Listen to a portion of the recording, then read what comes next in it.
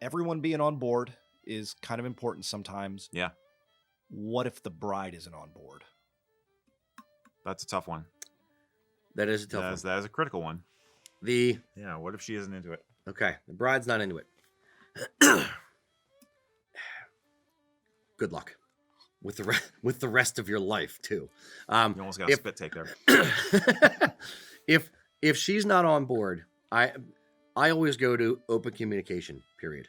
It's sitting down, having during the wedding planning, and setting expectations. Setting an expectation of is she the type of person to want to run everything for the wedding? And it's her day, her vision. Not all women are like that by any stretch.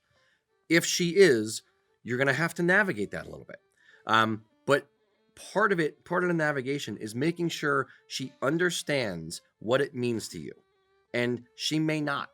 You may have kind of brought it up like, I like to wear a kilt, and in a joking-ish kind of way, or in a not real serious kind of way, or a hinting kind of way.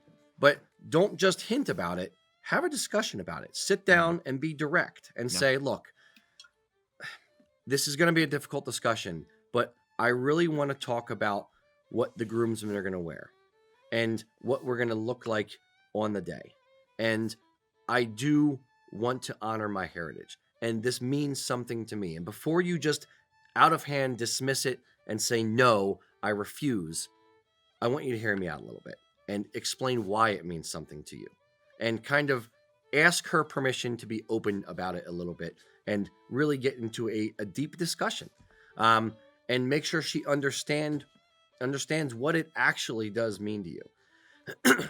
If through that discussion, she understands, she just doesn't care, or it doesn't fit her vision for the day, then I go back to finding compromises that you can incorporate it in, because ultimately you're planning on spending your rest of your life with this person. You don't want them to feel ill will towards you or weird about it.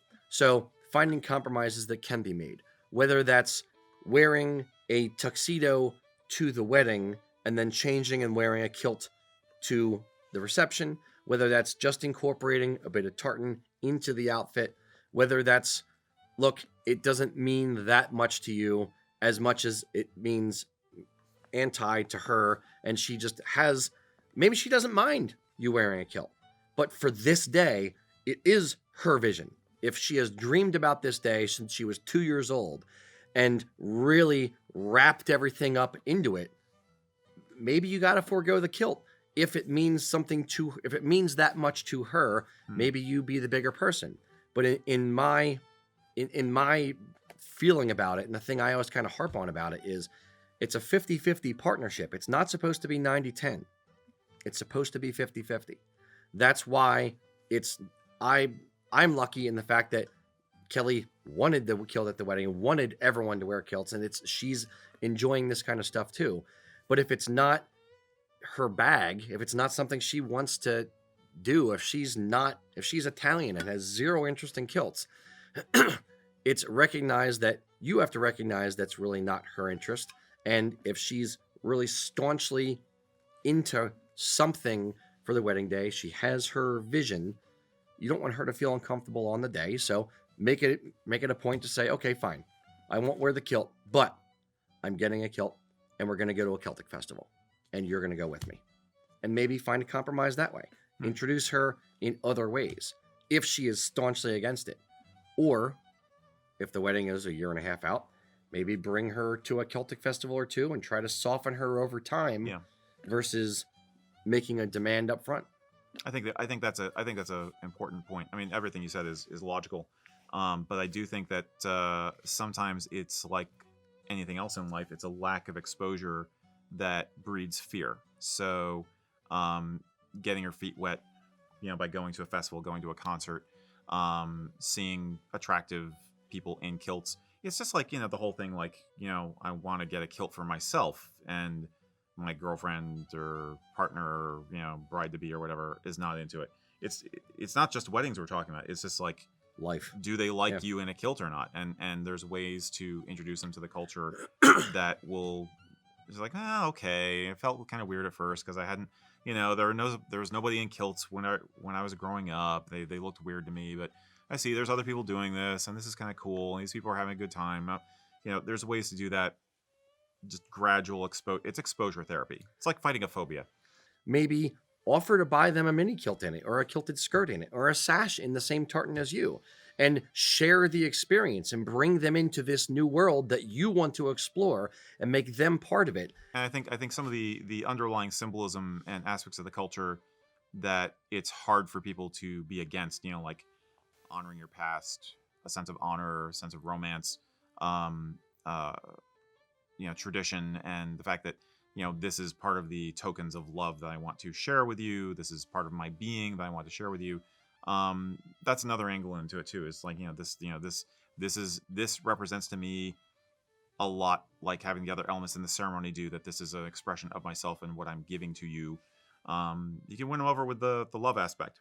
Yeah. Sometimes. And it's your shield in the discussion is, look, I'm not telling you that we can't have meatballs and pasta because you're Italian at the wedding. I'm saying I want to add my flair to it too. I want to add my angle to it too. Yeah. Period. Yeah. So it's not me expressing my heritage isn't detracting from your heritage. It's not a plus minus. It's a plus plus. It's not a zero sum game. Yeah. There you can both win. Do you guys have? It looked like you two had a couple of comments about it.